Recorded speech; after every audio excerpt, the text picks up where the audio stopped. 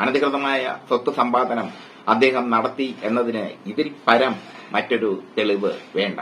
തന്റെ ഏറ്റവും വിശ്വസ്തനായ ADGP MR അജിത് കുമാറിനെതിരെ അന്വേഷണം പ്രഖ്യാപിച്ച് മുഖ്യമന്ത്രി അന്വേഷണം പ്രഖ്യാപിക്കുമ്പോൾ രണ്ട് വള്ളത്തിലും നിന്നുകൊണ്ടാണ് അദ്ദേഹം അന്വേഷണം പ്രഖ്യാപിച്ചത്. അദ്ദേഹത്തെ ക്രമസമാധാന ചുമതലയിൽ നിന്ന് നീക്കിയിട്ടില്ല.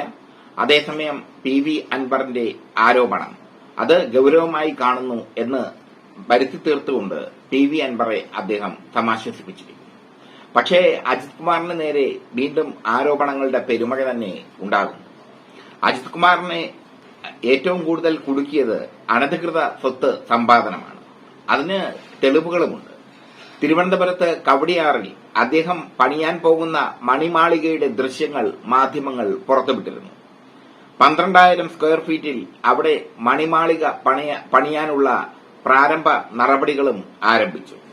ADGP റാങ്കിലുള്ള ഉദ്യോഗസ്ഥന് തിരുവനന്തപുരത്തെ കണ്ണായ സ്ഥലത്ത് ഇത്രയും വലിയ ഒരു മണിമാളിക പണിയണമെങ്കിൽ അതിനുള്ള പണം എവിടെ? അദ്ദേഹത്തിന്റെ ശമ്പളം കൊണ്ട് മാത്രം അത് ചെയ്യാൻ സാധിക്കില്ല. ADGP റാങ്കിലുള്ള പ്രത്യേകിച്ചും ഉയർന്ന പോലീസ് ഉദ്യോഗസ്ഥന്മാർ പ്രോപ്പർട്ടി സ്റ്റേറ്റ്മെന്റ് കൊടുക്കേണ്ടതുണ്ട്. പ്രോപ്പർട്ടി സ്റ്റേറ്റ്മെന്റ് കൊടുക്കുമ്പോൾ ശമ്പളത്തിന് പുറമെ എവിടെന്നൊക്കെ സാമ്പത്തിക ലാഭം വരുന്നു എന്നൊക്കെയുള്ള എവിടെന്നൊക്കെ പണം വരുന്നു എന്നൊക്കെയുള്ള ഡീറ്റെയിൽഡ് ആയിട്ടുള്ള ഒരു സ്റ്റേറ്റ്മെന്റ് ആണ് property statement.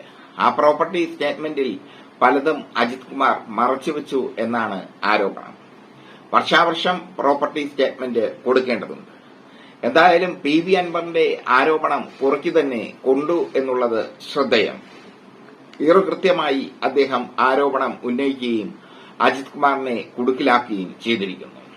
MR Ajith Kumar കവടിയാറിൽ പണിയാൻ പോകുന്ന മണിമാളികയുടെ ദൃശ്യങ്ങൾ മാധ്യമങ്ങൾ പുറത്തുവിട്ടതോടുകൂടി അദ്ദേഹം പരിങ്ങലിലായി മാറിയിരിക്കുന്നു. അനധികൃതമായ സ്വത്ത് സമ്പാദനം അദ്ദേഹം നടത്തി എന്നതിന് ഇതിൽ പരം മറ്റൊരു തെളിവ് വേണ്ട. ഇതാണ് അജിത് കുമാറിനെതിരെ അന്വേഷണം പ്രഖ്യാപിക്കാൻ മുഖ്യമന്ത്രിയെ പ്രേരിപ്പിച്ചത്. പക്ഷേ ഇതുവരെയ്ക്കും ക്രമസമാധാന ചുമതലയിൽ നിന്ന് അദ്ദേഹത്തെ നീക്കാത്തത് വിശ്വസ്തനോടുള്ള മുഖ്യമന്ത്രിയുടെ വാത്സല്യം വ്യക്തമാകുന്നു. പിണറായി വിജയൻ എപ്പോഴും ഇങ്ങനെയാണ്, വിശ്വസ്തരെ എപ്പോഴും സംരക്ഷിക്കും. മുമ്പ് ശിവശങ്കറേയും നമ്മുടെ CM രവീന്ദ്രനെയും ഒക്കെ സ്വർണ്ണക്കള്ളക്കടത്ത് കേസിൽ സംരക്ഷിക്കാൻ ശ്രമിച്ചത് ശ്രദ്ധേയം. അതിൽ രവീന്ദ്രൻ ഇപ്പോഴും മുഖ്യമന്ത്രിയുടെ പേഴ്സണൽ സ്റ്റാഫിലുണ്ട്. ശിവശങ്കർ ഏറ്റവും ഒടുവിലാണ് അദ്ദേഹം കൈവിട്ടത്, നിവൃത്തിയില്ലാതെ വന്നപ്പോഴാണ് കൈവിട്ടത്. അതുപോലെ തന്നെ MR അജിത് കുമാറിനെതിരെ അദ്ദേഹം അന്വേഷണം പ്രഖ്യാപിച്ചതും തീരെ നിവൃത്തിയില്ലാത്ത ഘട്ടത്തിലാണ്. തീരെ നിവൃത്തിയില്ല എന്ന് മാത്രമല്ല, കൃത്യമായ തെളിവുകൾ അൻവർ നിരത്തുകയും ചെയ്തു. SP സുജിത് ദാസ് ചെയ്തത് ചില്ലറ സംഭവമൊന്നുമല്ല. അൻവറിന്റെ ആരോപണം അനുസരിച്ചാണെങ്കിൽ SB ഓഫീസിലെ തേക്ക് മരങ്ങൾ കടത്തി അത് ഫർണിച്ചറുകളാക്കി വീടിന് അലങ്കാരമാക്കി മാറ്റി SP ആയ സുജിത് ദാസ്. അതാണ് സുജിത് ദാസിനെ കുടുക്കിയത്. എന്തായാലും സുജിത് ദാസിനെ മാറ്റി നിർത്തി കഴിഞ്ഞു. പക്ഷേ അജിത് കുമാറിന്റെ കാര്യത്തിൽ മുഖ്യമന്ത്രി ഇപ്പോഴും ഒരു സോഫ്റ്റ് കോർണർ കാണിക്കുന്നു എന്നുള്ളത് ശ്രദ്ധേയം. എങ്ങനെ കവടിയാറിൽ മണിമാളിക പണിയാനുള്ള പണം ലഭിച്ചു? എങ്ങനെ തിരുവനന്തപുരത്തിന്റെ കണ്ണായ സ്ഥലത്ത് ഇത്രയും സ്ഥലം വാങ്ങിക്കൂട്ടി? അജിത് കുമാറിന്റെ ശമ്പളം കൊണ്ട് മാത്രം കഴിയില്ല എന്നുള്ളത് വ്യക്തം.